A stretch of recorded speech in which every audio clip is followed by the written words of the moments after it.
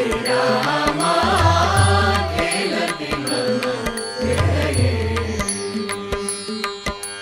शान्ति विवेक सुखा सहचारि शान्ति विवेक सुखा सहचारि शान्ति विवेक सुखा सहचारि शान्ति विवेक सुखा सहचारि शान्ति विवेक सुखा सहचारि शान्ति विवेक सुखा सहचारि लहर अयोध्या नगर निवास लहर अयोध्या नगर निवास खेलति मम हृदये श्रीरामा खेलति मम हृदये खेलति मम हृदये श्रीरामा खेलति मम हृदये परमहंस साम्राज्योद्धारि परमहंस साम्राज्योद्धारि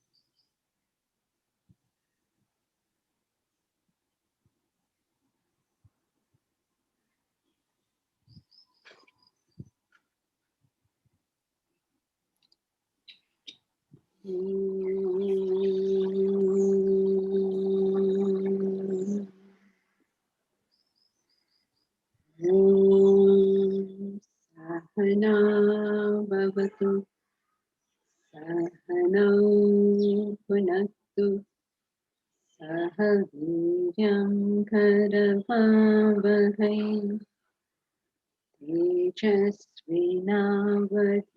तेजस्विनावधीतमस्तु मा विद्विषावहै ॐ शान्ति शान्ति शान्तिः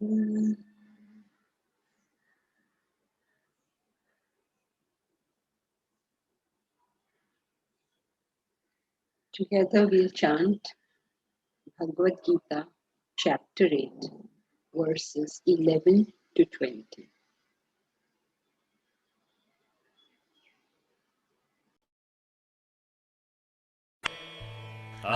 अवजानन्ति मां मूढाः मानुषीं तनुमाश्रितम् परं भावमजानन्तः मम भूतमहेश्वरम्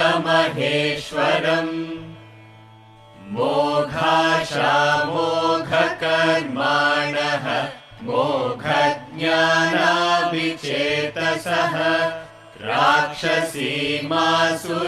चैव प्रकृतिं मोहिनीं श्रिताः महात्मानस्तु मां पार्थ दैवीं प्रकृतिमाश्रिताः भजन्त्यनन्यमनसः ज्ञात्वा भूतादिमव्ययम् सततं कीर्तयन्तो मां यतन्तश्च दृढव्रताः नमस्यन्तश्च मां भक्त्या नित्ययुक्ता उपासते ज्ञानयज्ञेन चाप्यन्ये यजन्तो मामुपासते एकत्वेन पृथक्त्वेन बहुधा विश्वतो मुखम् अहं क्रतुरहं यज्ञः स्वधाहमहमौषधम् मन्त्रोऽहमहमेवाज्यम् अहमग्निरहं हुतम् पिताहमस्य जगतः माता धाता पितामहः वेद्यं पवित्रमोङ्कारः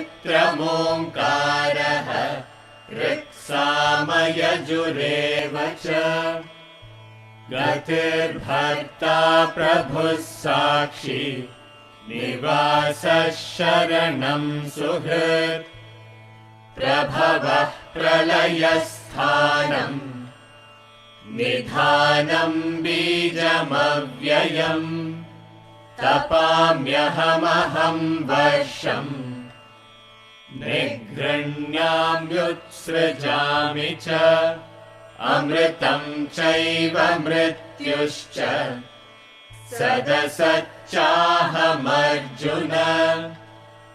त्रैविद्या मां सोमपाः पूतपापाः यज्ञैरिष्ट्वा स्वर्गतिं प्रार्थयन्ते ते पुण्यमासाद्य सुरेन्द्रलोकम् अश्नन्ति दिव्यान् दिवि देव भोगान्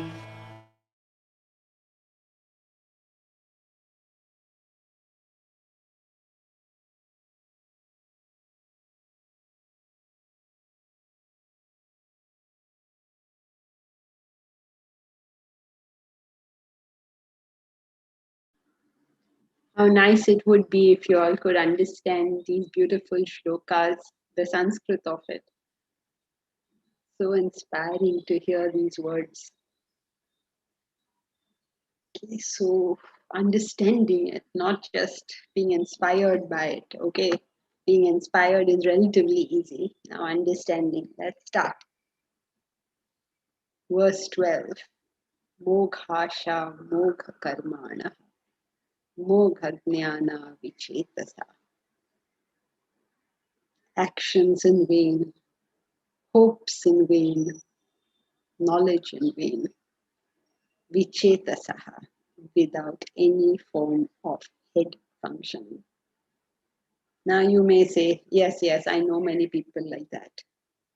The point is not the people we know like that. He is describing us. He is describing us in the Vedanta class. Not what we are doing in our worldly life, but what we are doing in our classes. Moghasha. What futile hopes do we have? What futile actions do we have? What futile knowledge do we have? Getting to the spirit of what he says is always very difficult. And while we may think we are doing Vedanta, we may be doing the exact opposite. It's frightening. It's really frightening.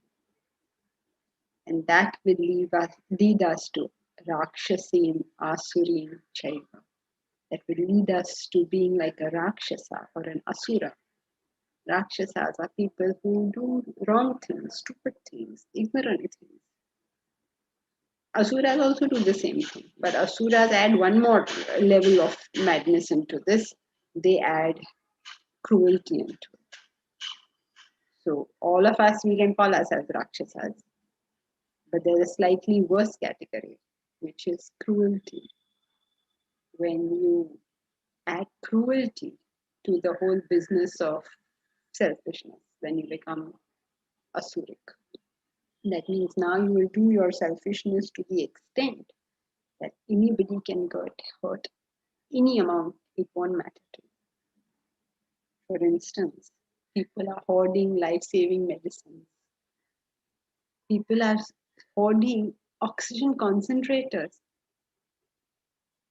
I mean, like how much time does a person have if he doesn't get oxygen? And you're hoarding it? Can you imagine what is it? We can understand that, right? We all understand that. We don't understand when we do it. We can do it ourselves. We add that level of cruelty. when we prevent people from doing what is right for them, when we superimpose our views on other people, when we prevent them from being the people they are, however right you are. I know a horrible case. It's the tragedy of all these cases is the person doing it doesn't understand it at all. No idea what they're doing. This is the sad thing. You could be a very disciplined person. Okay, by nature, I know a girl like that. She's by nature extremely disciplined. Not a girl, I know plenty. In the last 30 odd years, I've seen this 100 times. So, one particular case I remember where this girl was extremely disciplined. Her household ran like clockwork, just so disciplined about everything. And her food was disciplined, her timing was disciplined, her going to work was disciplined, her clothes were disciplined, everything was very disciplined. Very good, right? You'd say, oh, excellent. Okay, she was unmarried and her mother had passed away and she was running the household with father and brother at home. And she ran the place, she ran her work, she was extremely efficient, extremely disciplined, very good, very done very well. Then her brother got married. And she got married to a really sweet girl, very pretty, very sweet, from a rich family, who used to get up at any time she liked and was used to watching 3-4 movies a day, sometimes movies for 24 hours. She was watching one movie after another. She came from a completely different world, very sweet, lovely girl, full of life, energy. She was like the diametric opposite of the sister. So these two sister-in-laws by nature were completely opposite. Now, if you know somebody who's watching movies 24 hours a day versus another girl who is so disciplined, running the house beautifully, making sure everything is running well, father's going to work, brother's going to work, she's going to work, like clockwork, the house is running, everybody will say, right? This sister is running the house beautifully and this young girl has come and she is just messing up. Wouldn't everybody say that? And everybody saying that will make it so cruel on that girl. That's not where she's come from. That's not her life. That's not her way. She used to come to me and sob and sob and sob. Because how can a person who has come from that life go from black to white like that? And if you don't give her leeway, you're just torturing her. Because now she has right. She is wrong and they are right. It's the worst sort of cruelty. Very, very sad. So when we are being asuric, we just don't know. Nobody knows. But when somebody is being asuric to us, we understand. We understand the pain. We understand this whole business about they are right and we are wrong. So that kind of charitable disposition, if we don't have, then what use is our knowledge? What use is our discipline? Moghasha, mogha karmani, mogha jnana vichetasaha. It's madness. If all your abilities are not used for other people's happiness, then what use are those abilities? If those abilities are of no use to the world, what's the point of even having them? Throw them in the bin. You use your abilities, whatever they be, to torture other people. Sad, no? Moghasha, mogha karmani, mogha jnana. In futile and vain is such life, is such a life. What do you think happened? How do you think that household moved after that? You can imagine, right? You know exactly what is going on. I met this person recently means a few years ago. Luckily, this girl had sorted herself out internally. The sister has been married, this girl has sorted herself. She was extremely grateful that She got some kind of help during that period. And she's doing good with her life now. Which brings us to actually another point in this Mogha Jnana. If you have been attending Vedanta classes for over 6 months and your life is not substantially and measurably better, then something is wrong. It's Mogha Jnana, because the first 6 months of your Vedantic studies are actually the most obviously productive, because all the junk on top goes away. The first year, 6 months is your honeymoon period with Vedanta. Okay, lots of the junk goes away. Then comes like real hard work, because after that, every step you will pay for with tremendous pain, every step forward. Think of it as in running a race, right? So in the beginning, when you're training, you'll make huge progress. But when you have come to like you're getting better and better, you come to state levels, you come to national levels, you come to international levels, shaving off that one more second is way more work. So in your first 6 months, if you feel your life, if you've been fighting with your spouse, let us say, because that's what I hear maximum, I'm giving that example. If you've been fighting with your spouse, let us say, then in 6 months of Vedanta, if you were fighting 7 days a week, you should at least be fighting only 3 days a week. Then you made progress. So it has to be substantially and measurably. Because whenever I said substantially, people say, yeah, I feel so much better now after Vedanta. I'm not interested in how you feel. I want that measured. Because human beings have amazing ability to fool ourselves. Amazing. We'll be doing the biggest mess of the world and saying how well we are doing things. So measure it. What did you come to Vedanta for? And have you gone closer to whatever you have come? And if you claim you have gone closer, what is your measurement of it? Don't say, yeah, no, I've become so much better. By what standard? What is your measurement of this? You should know that. Otherwise, it's all mukha jnana. It's all knowledge collected for knowledge's sake. Bharat, where are you, Bharat? And see Bharat. She's very much here. Okay. I can't see you anywhere. Here you are, finally. Can I say something? Yeah, 1 second, Barsha. I'll just finish this thought and then I'll come to you. So, Bharat, remember yesterday you asked this question. So, if the intellect is so good, so you bring your intellect to Vedanta, you get intellectual enjoyment out of Vedanta itself, but you make no progress whatsoever. So that's called identification with the intellect.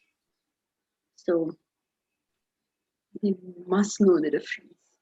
When we use our body for the sake of making ourselves happy, this is called bhoga. When we use our body in the service of others, self-purification, it is called karma yoga. You use your body for the sake of for the sake of pursuit of pleasure, which can mean pleasure in the sense of senses. It can even mean pleasure in the sense of I'll go to work, I'll work hard, I'll make a lot of money, whatever. It's all in the pursuit of pleasure. Then that's bhoga, enjoyment. But when that same body is used for the service of others, it becomes karma yoga. When the mind is used for the purpose of finding happiness, let me be with my friends, I feel so comfortable with these people, I don't want to be with those people. Use it for the pursuit of pleasure. This is bhoga. When you use the same mind for self-purification, this is bhakti yoga. When you use the intellect for the pursuit of pleasure, what is a pleasure? You know stuff, you understand stuff, you get the kick of philosophy, which is you got everything classified and sorted in your head. You have classified it and you have slotted it. That's what philosophy does. It enables you to classify things and slot them somewhere. So you have a whole picture in your head of what's going on. And that's extremely pleasurable. There's no pleasure like the indulgences of the intellect. But this is bhoga. When you use the same intellect for self purification, it's jnana yoga. Now you could come to class and be doing bhoga. That's the frightening thing. That's the really frightening thing. And then what do? You turn up your nose at others who don't come to class and say, oh, look at them, horrible people, they are nice people. Now you're going to cruelty. Bapre. So when we are doing this moghasha, mogha karmanaha, mogha jnana, vichetasaha, and this is all done without any head backing it whatsoever. Rakshasim asurim chaiva, prakritim mohini shritaha. We are mohini shritaha, delusive prakriti. Mohini. Why Mohini? Well, Moha, you are in what is Mohini going to be, right? Mohini shritaha. This verse is so simple and it's so deep. It's amazing. I mean, you can deep in the sense every verse in the Bhagavad Gita is deep. But the great thing is, it is true from where we are, and it will be true up to the last day, up to realization. Every verse is true for me today. It will be true for me right to the end. At no stage have we outgrown anything. We've just become better. That's it. We haven't outgrown. Until you realize the self, they're all in the same hellish mess. Some of us are comfortable, some of us are not comfortable. That's the only difference. Okay, Varsha. I hope it's clear up to this point. Please be clear on what we did, okay? Be very clear on what we have studied. Otherwise, every day is the same repetition over and over again. So I hope the point is clear. We did a repetition of the verse, of the 12th verse, actions in vain, hopes in vain, knowledge in vain. And this is all without head, vichetasaha, no chetas at all, no sense at all, no consciousness at all, no awareness at all. Complete madness. Such people become asuras and rakshasas. Asuras, rakshasas are us when we are doing stupid things. Asuras are when we are us, when we are doing stupid things, plus cruelty.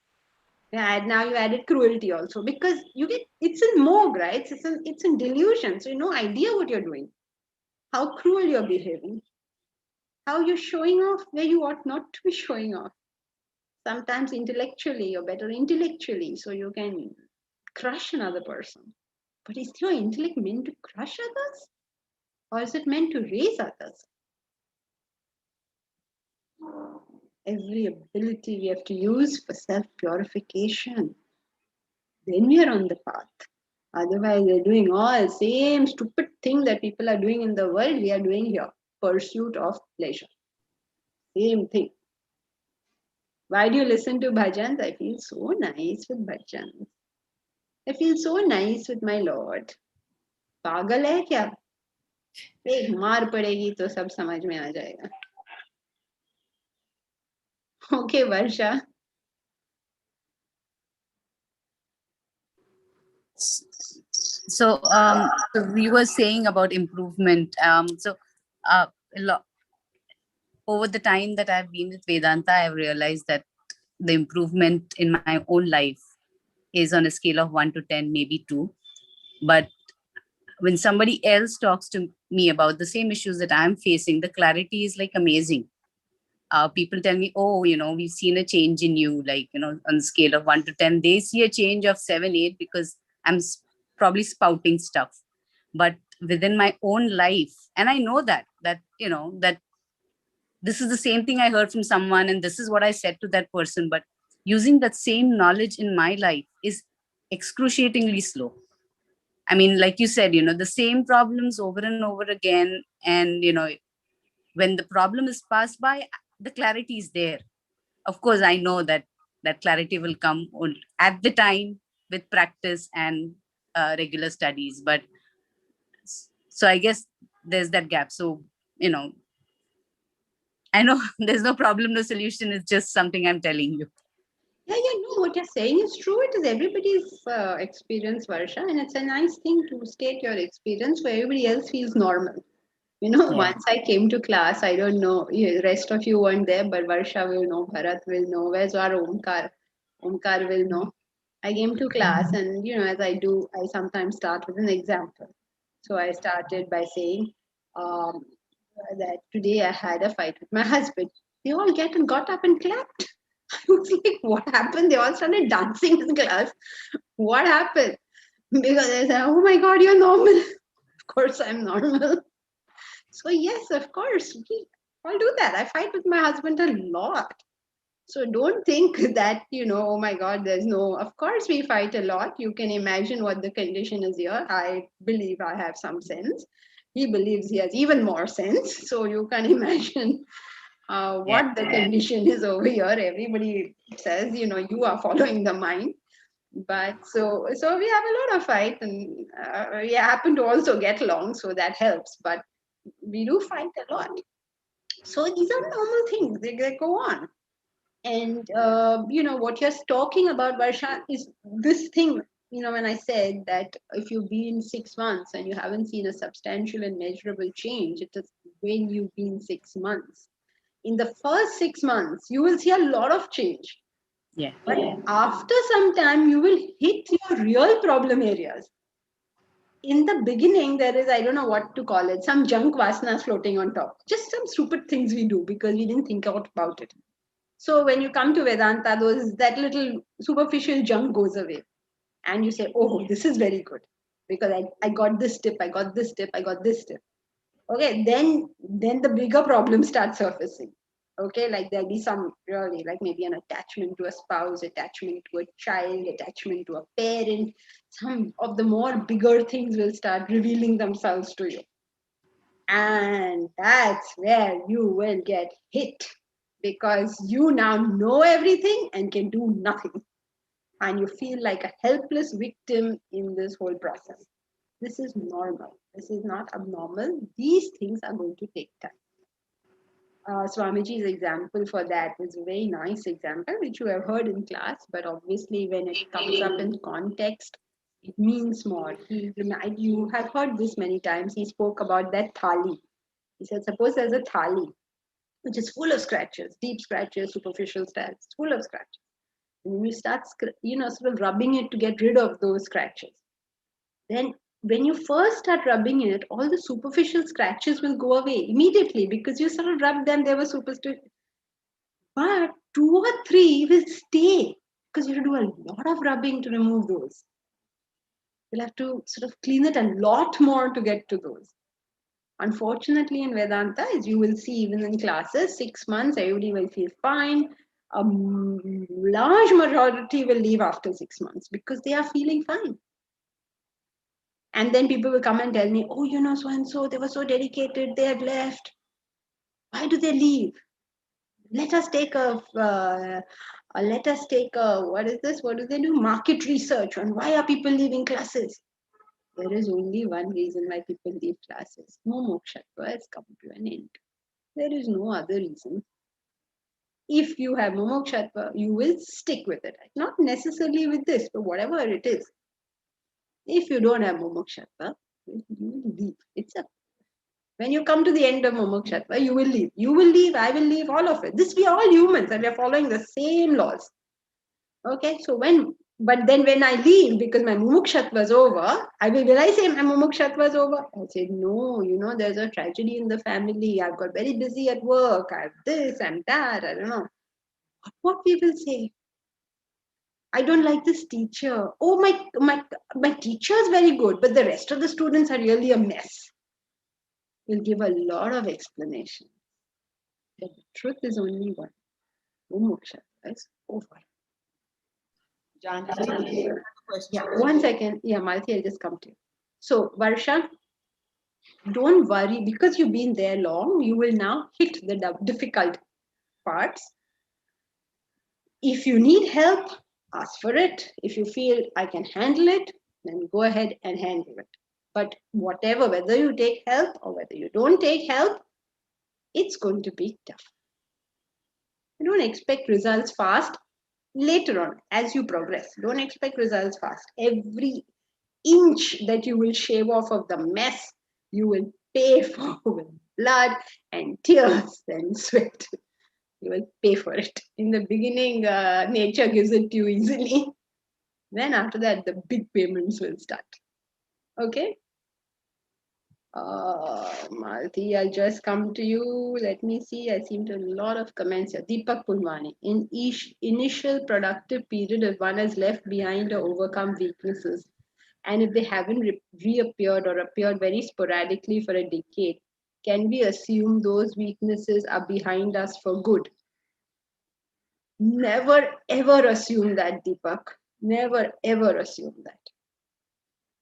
It's how they start with the Alcoholics Anonymous, you know.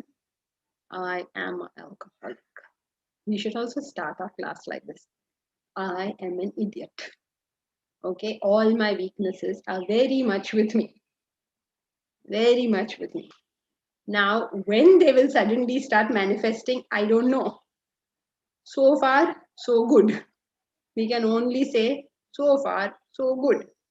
It will keep us humble and it will prevent us from becoming cruel. Because the moment you think you have overcome it, you will say, look at that stupid person, how they behave. We never behave like that. We don't like doing that. We are not like that. They are like that. All this rubbish stuff. So, don't assume that we have ever left behind any weakness. And you know, the Shastras are very particular in telling us that. And I'm sure Omkar will know. Where is Omkar? Is he there today? Satsang host, is that Omkar? Omkar, please tell me where the Shastras tell us, do not believe that you have left your weaknesses behind in a very dramatic way. Omkar, this question is only for you because you're the only person who knows the answer. You don't know? Okay. He Bharat knows knows it, the Janki. answer. Huh? Omkar Yeah, knows it, he's not saying it. I know. Yes. Omkar knows the answer. He is the one who knows this answer very well. Menaka will get latched onto me again. Yes, that's right. Menaka, Omkar's Menaka has come back. So, sorry, the rest of y'all don't know this. Omkar had a lot of problems with Menaka. So, he has been permanently associated with Vishwamitra. He's our Vishwamitra. So, he has obviously had a lot of worries about Menaka. So, that's the meaning of that story, Deepak. That's what Omkar has been teaching us all these years. Don't ever think that anything is done. You have no idea what will happen in the future. So don't say this person, say, oh, that fellow is an alcoholic. Oh, don't say it, Baba, I don't know when we will become an alcoholic. Oh, that person is so behaving in such an idiotic manner. Don't say it, we don't know when we will be an alcoholic. That person is so hot-tempered. Don't say it, we don't know when we will be showing our temper. Okay, just take it easy. Take it easy. Okay, Deepak? Yes, Auntie. Thank you so much. Jankiji, I have a doubt on this. On this very thing? Yeah. Yeah, So go ahead. when we always say we reach a certain level of sattvic nature, we don't go back. So then isn't this contradicting that? Okay, good question. No, Deepa, it doesn't contradict that. Now let's take our friend Vishwamitra. Do you think Vishwamitra is stupid enough to fall for Menka? You won't fall. If somebody comes and dances in front of you, if Amitabh Bachchan comes and dances in front of you, are you going to fall for him? You're not going to. Then how can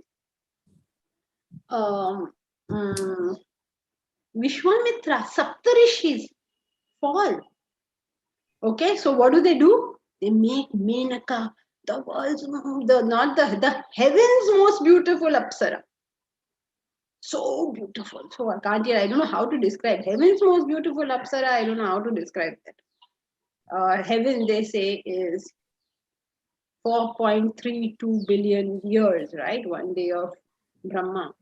That means 4.32 billion years better than the earth's most beautiful woman. By that you have to take it. And Indra's heaven accordingly. So beautiful.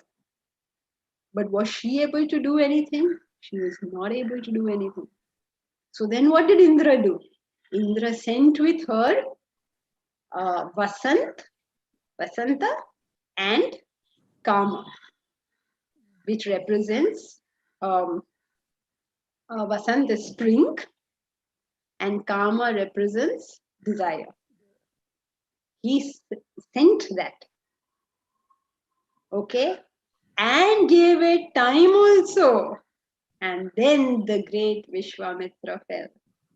So, if you have conquered something, what it means is, I won't fall for this dancing ladies. Okay? As of today, and as of these circumstances, what happens when the stakes rise? See, suppose Deepa, I offer you a bribe of 200 rupees. Will you take it? Whatever I may be telling you, 200 rupees I'm giving you, will you take it? You won't. Suppose I offer you 2,000. Will you take it? Oh, don't be stupid. I'll give you 2 lakhs. Don't be silly. 2 million? 2 billion? Maybe. See? That's what it means. I got it. As the stakes rise, and that's what will happen. That's why we say Christ is such a great person. You and I, we will not hate people. Right? Why will we hate people? But suppose somebody does something to us. Maybe we still won't hate. Maybe somebody does something to my family. Maybe I will still not hate. I don't know. Somewhere hatred will start. That's why we think Christ is so great. You can put nails into his hands. Okay? Physically, you're being tortured by these people. Emotionally, you have been rejected by these people. And intellectually, you have been insulted. You know what they did to Christ? They put him up with thieves. He wasn't put as a political prisoner. He was put in as a criminal.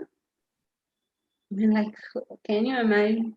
And at that time, with all this pain on his head, he says, Father, forgive them. They know not what to do. That is the one thing that makes Christ Christ, as differentiated from us. All the miracles and all is all talk in the air. So, at what stage will we fall? As I'm telling Deepak, don't believe that don't make the assumption that this particular thing I have overcome. There's no thing we have overcome. Let the stakes rise and then we will know. But what we have overcome is maybe this level of it. Okay, is that clear? Yes, thank you, ma'am. Rajni's meaning of each verse, all of us will change as per our state of mind, may not be constant. Interesting, Rajneesh. The meaning will not change, the applicability will change. Okay, so how do you explain that? The meaning of the line, slow and steady win the race, won't change. But how you will understand it as a child, how you understand it as an adult, and how you understand it as a spiritual sadhak, that will change. So its applicability in your situation changes. The meaning will stay the same because he's following a line of thought, right? That line of thought is not changing. But the greatness of classical text is that their depth unfolds to us as we grow. Otherwise, we can't see the further meaning until we've understood the earlier meaning. Means unless we've been able to apply it to an earlier level, you will not be able to apply it to a higher level. Is that clear, Rajneesh? Yes, Janki ji. Thank you. Malti, okay. Yes, Malti. You've been patiently waiting. No, that's all right. Thank you. My question was about the example where the sister-in-law is staying in bed and watching Netflix, and the other lady. And while I understood, and I've never understood before that, okay, I'm being cruel because I do think I'm this super person doing everything, coping, managing, सब कुछ मैं कर रही हूँ तन मन धन से, and everybody else is not doing their share. But how can you prevent this from being resentful? I think I start being cruel because very naturally I feel resentful, and I know somewhere you've got to change. But every day I think today I will get through this without saying anything mean or awful, and then it's back to the just saying, why don't you do your bit? Why are you so stupid? Exactly what you said. Malti, you completely misunderstood. Your example is not fitting here. Your example is of when you're being too good and therefore you become resentful. When you are doing all the work, if you're doing all the work, it doesn't apply. I'm so glad you asked this question because, it's very, very easy to misunderstand. And then, sometimes you're giving me the crime of that cruelty. So please ask the question. So thank you very much for asking. This is a completely different situation from what was being spoken of there. This situation is when sometimes people take advantage of our goodness, and then we start feeling resentful about it. So what you have to do is just stop doing the jobs. If anybody is not doing their part of it, it becomes your obligation to deal with it. So you have to deal with it. This is one of the problems, in fact, of Vedanta. We keep saying, the fault is with you, the fault is with you, the fault is with you. As a consequence of which, the good people, the poor good people, get into a worse situation. The point is not that the fault is with you in the sense you are bad and the rest of the world is good. No, the fault is with you in the sense that you're not able to assess the person in front of you and deal accordingly. It doesn't mean there's something wrong with you, for heaven's sake. I would assume that 99% of people who come to the Vedanta class are basically good people. Everybody I have met ever through the Vedanta channels has basically been a good person. And we have to sometimes learn not to be so good. We have to learn to toughen up our act. Like, for instance, I'll tell you this horrible thing we've had with these oxygen concentrators. We've tried our best to, we collected money. We collected money is a bad way of putting it. You all contributed money. The class has been great in contributing towards almost, I think, everybody contributed something or the other, which is great, fantastic. And we've collected a fair amount. I think, what did we do? Something like 12 wells, something like that. This is a lot. And we were giving the concentrators. Now this vendor of ours, he's really driving us insane because we've made the payment, dispatch the goods. He's not dispatching the goods. Mad, no? Oxygen concentrators, you're delaying and dispatching. So Shivani has been following up with him. Every time she will send him sweet and polite messages. Like, she's so sweet, she'll say, Bhaiya, please send karo, please do. He say, हाँ मैं 1 घंटे में कर रहा हूँ, हाँ मैं 2 घंटे में कर रहा हूँ. And this is going on. Right? Now, if she comes to me, I'll say, the fault is yours. This sweet, poor, innocent girl. And I will be telling her the fault is yours. If she doesn't understand it, she'll try to be more sweet in the attempt to make him do something. But that's not what she's supposed to do. What is she supposed to do? She's supposed to She's supposed to toughen up. I couldn't hear you, Aditi, but I think you said that, right? Yes. Assert herself. She has to assert herself. That's right. You have to become assertive. So when we say the problem is with you, most people try to improve their goodness, but they are already good. That's not what you're supposed to improve. You're supposed to improve being able to assert yourself, being able to say, Everybody, I find most of these people who work, somebody is trying to bully them because they're being good. So you must be able to know where to draw the line. Okay, I do so much for you. I do no more. If I am doing what according to me is the right amount to be done, how can I become resentful? The moment I become resentful, it means I am not treating myself properly. I have to decide for myself what is the amount I am willing to do for you. Suppose I'm taking 4 classes a week and I become resentful of it. Why am I resentful? If I'm not looking forward to the class, we should shut them down. So, when we are correcting ourselves, to correct what ought to be corrected.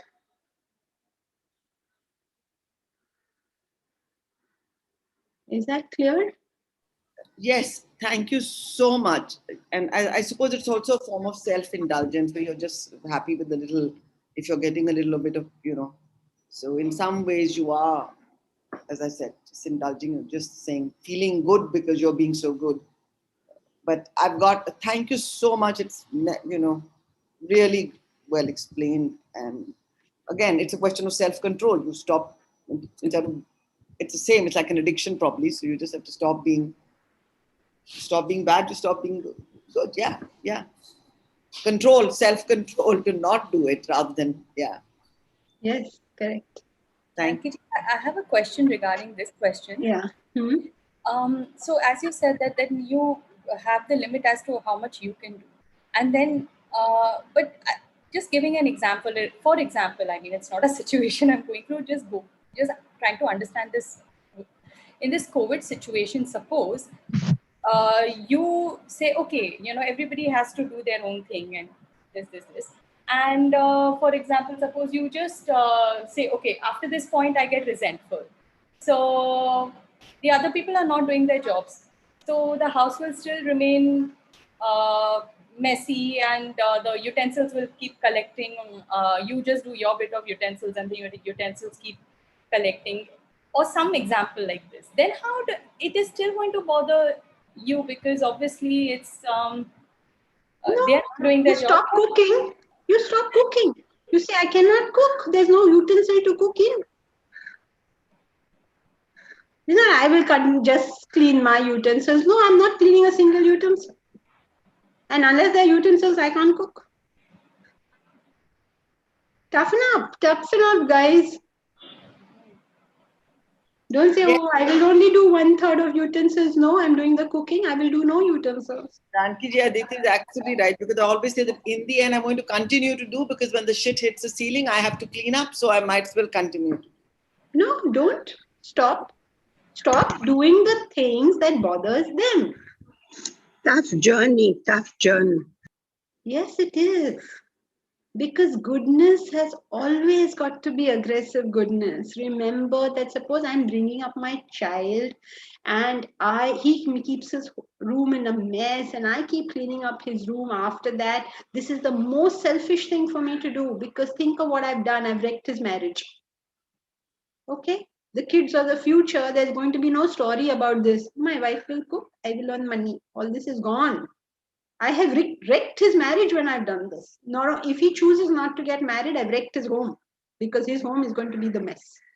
I never taught him. The job of a parent is to teach a child to clean the room, not keep that room clean. It's not my job to clean your room. You have to know what's your job and what's not your job. And that's why the purpose is always important. If you lose sight of the purpose, this is where all the stuff comes in.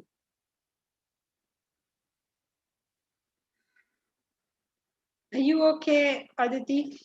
Yes, Janki ji, it's too much to think about, but yes, thank you.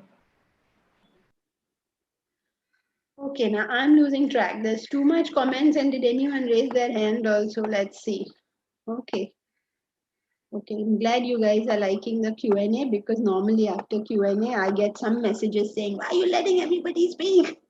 So I'm glad you're okay with it. It's very important that we put our feet on the ground, because we should not be floating in the air all the time. And if we are willing to put our feet on the ground, then our feet will get muddy sometimes. What else will happen? So be willing for the muddy feet. Manoj has written something to Malti. Okay.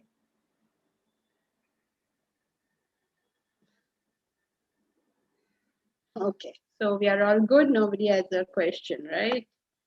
For the comments, you all can all see the thing. Sorry, I just need one clarification. Yeah, Marsh. Mumoksha, I don't know what it means. You in the first when you were explaining the verse, so I lost that content. Okay. All right. Thank you, Marsh. Please always bring that up because I keep forgetting that this class is no longer Indian. Indian in the sense only Indians are attending. Or only people who speak Hindi are attending. Mumukshatva is mumukshatva, mumukshu ichha, the desire for liberation, the desire to liberate oneself, the desire to free oneself from bondage.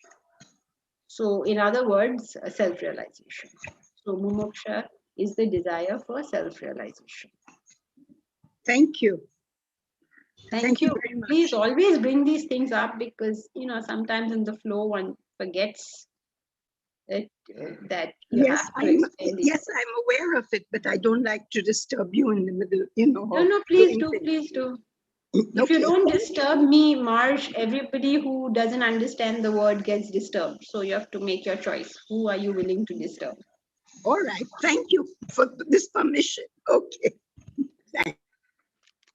Okay. So when you do these vain hopes, vain actions, vain desires, vichetasaha, chetas, sense, vichetasa, without any sense, then you end up being asuric and rakshasic. Why? Because you're prakriti mohini shritaha. You're shritaha and mohini. Your ashray is moha. So you're mohini. You're just carried away by whatever's attractive. I hope that makes more sense because some people just read it as, oh, I'm carried away by gulab jamun. I am not carried away by gulab jamun, so I am fine. At least I think Malti will know being carried away means something else. It doesn't just mean about that gulab jamun and about sense and about menaka. It means our whole life. We're getting carried away with something attractive or something comfortable. Like many women who ought to be leaving the marriage that they are in don't because they are comfortable in that mess. Please, I'm not recommending divorce. I feel very frightened to say all this. 99% of people are divorcing when they ought not to divorce. Okay, there are some women who are not divorcing when they ought to divorce. So you have to know the difference between these two.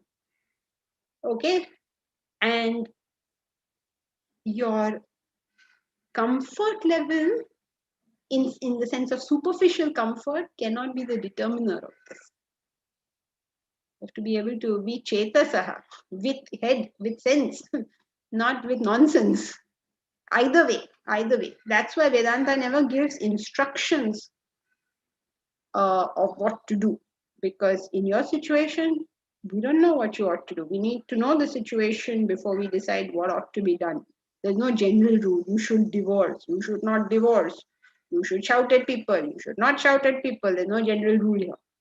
In this situation, what should be done? That's why you need brains to figure this out.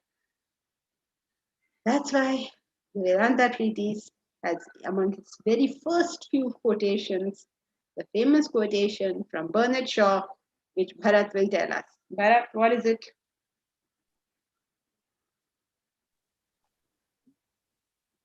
Sorry, I'm On toes. forgetting. Now you don't know who. I'll suddenly say, you tell me, and then that person has switched off, then they have no idea what to say. Always Which one, taking Bharat? Can I new try? measurements.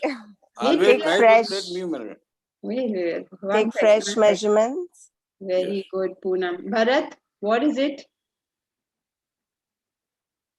You were going to say the The same thing. smartest person I've met is my tailor because he always takes fresh measurements. Very good. In a famous play called Man and Superman, which you please read if you have not read, the protagonist, the hero, I don't know if you can call him a hero because he's a very clay-footed hero, but hero if you call him, the protagonist, he says, the most brilliant man he has ever met is his tailor, and on being asked why, he says, because every time I meet him, he takes fresh measurements.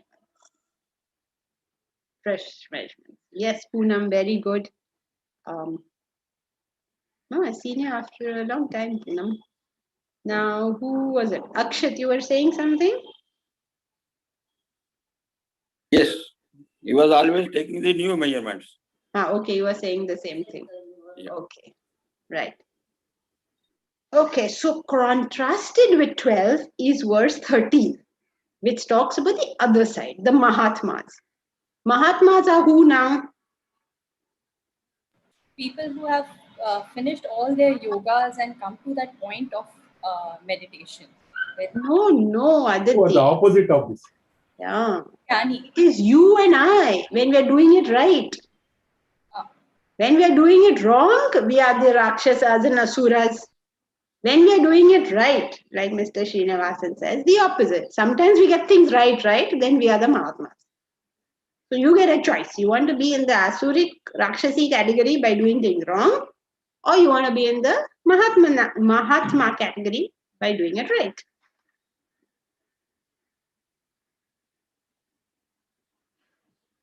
Wait, what is this? Is the Lord saying that if you take eyes off the target of self-realization, then it is moghasha, mogha karmana?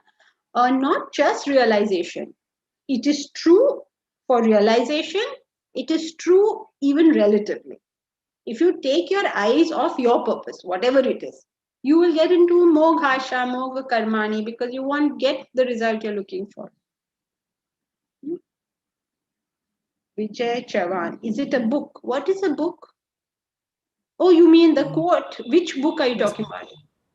Vedanta Treatise is a book. We study it every Saturday. You come to that class, right? I think he means Man and Superman. Man and Superman. Man and Superman is a play by George Bernard Shaw. Please read it. Because I always recommend people like Shaw, because Shaw will not use any Vedantic terminology, though he's saying the same thing. So it will throw you off, which is what I want. Because otherwise we get so used to the words that we think we know everything, but actually we didn't get it at all. We just got used to the words. Okay. Right. So verse 13 speaks of the Mahatma who gets it right. Mahatmanastu. The tu means but. Mam partha daivim prakrutim ashritaha. So those were mohinim ashritaha. These are daivi prakriti ashritaha. They are of the good prakriti, the daivi prakriti. Deva literally comes from illuminator. So daivi prakriti means the sensible prakriti. It's illumined, it's light, there's knowledge over there, there's proper knowledge over there. Proper knowledge means you're clear about what you're trying to do. What are you trying to do? First, you should always ask your question, what is it you're trying to do? That is the first question that has to be sorted before you start doing anything. What is it you're trying to do? Bhajanti ananya manasa. You can't take your eyes off your purpose. Bhajanti. Bhajanti means worship. Worship means pursue. Bhajanti ananya manasa. Nyatva bhutadim avyayam. Nyatva tvanta. For those who are doing Sanskrit, tvanta. Nyatva. Having known. Bhutadim avyayam. The adi of bhuta. The beginning of bhuta. The source of bhuta. Avyayam. The imperishable source of beings. That means you understood the very substratum. Remember where he's coming from, right? There is self, there is matter. You get involved in matter, you create asura and rakshasa out of yourself. You fix your attention on the self. You create Daivi out of yourself. Now, this is true all the way downwards. Okay, it's true at the absolute level, and as you bring it down to our particular level, it will continue to be true. You never ever forget what you're trying to do. Now he's going to tell us that very clearly. What do you mean that you never ever forget what you want to do? You can take it from the absolute level. You want to realize the self. So you are engaging yourself in karma yoga, bhakti yoga, jnana yoga. Why are you engaging yourself in karma, bhakti, jnana? Because you want self-purification. So you should know what you're doing it for. Now, what are you coming to class for? You should be clear. And therefore, if you're clear what you're doing it for, you'll have a yardstick. Am I getting whatever it is I came for or not? And it should be measurable. If it's not measurable, then how is it clear? Measurable to you. Not just like, oh, 1 ghanta mera acha jata hai. First, my whole week used to be horrible. Now 1 hour in my week goes well. Okay? So, not like that. Something measurable.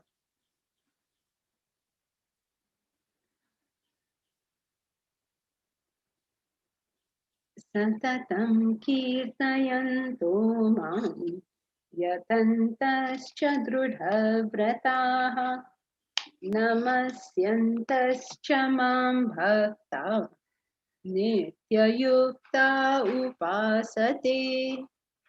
Satatam kirtayanto mam yatantascha drudha vrataha namasyantascha mam bhakta nityayukta upasate.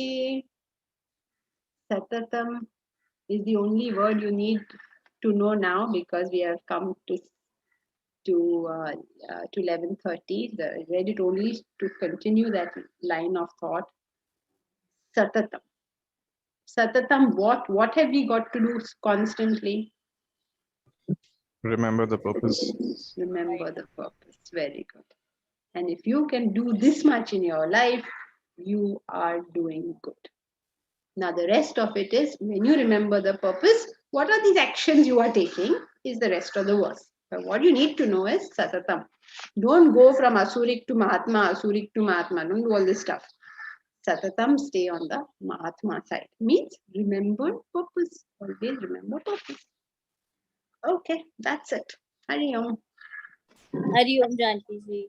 Hari Om Janki ji. Thank you. Thank you. Hari Om Janki ji. Thank you. Thank you, Janki ji. Hari Om Janki ji. Thank you, Hari Hari Om. Om Janki ji. Thank you so much. Thank you very much. Thank you, Janki. Hari Om. Hari Om Janki ji. Hari Om.